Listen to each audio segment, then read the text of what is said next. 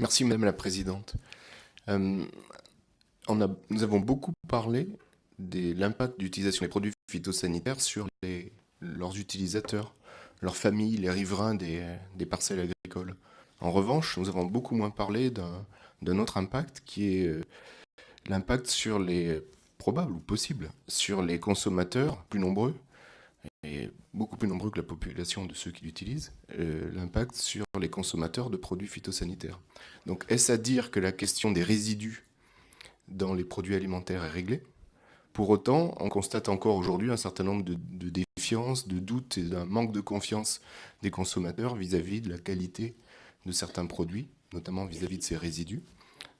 Ma question, avez-vous une action en la matière et disposez-vous de statistiques sur les résidus dans les produits alimentaires? Alors,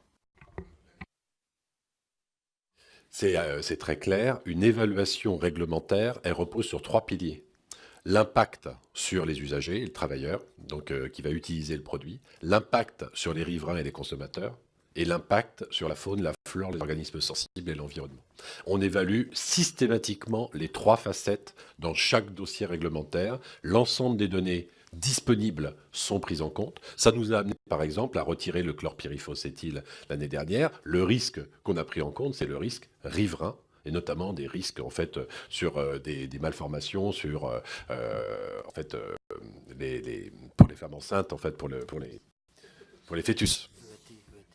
Et puis, bien entendu, on mène également, parallèlement, dans notre direction d'évaluation de risque, des grandes enquêtes tous les 7 ans sur l'alimentation totale. On a publié l'année dernière une enquête sur l'alimentation totale infantile dans laquelle on a regardé pour les enfants de moins de 3 ans tous les aliments qu'ils consommaient, produits et préparés avec l'eau, avec les ustensiles, achetés dans les magasins, exactement comme on le fait dans nos foyers. Et on a mesuré 670 substances différentes dans l'alimentation totale des enfants de moins de 3 ans pour regarder l'exposition en fait de ces populations.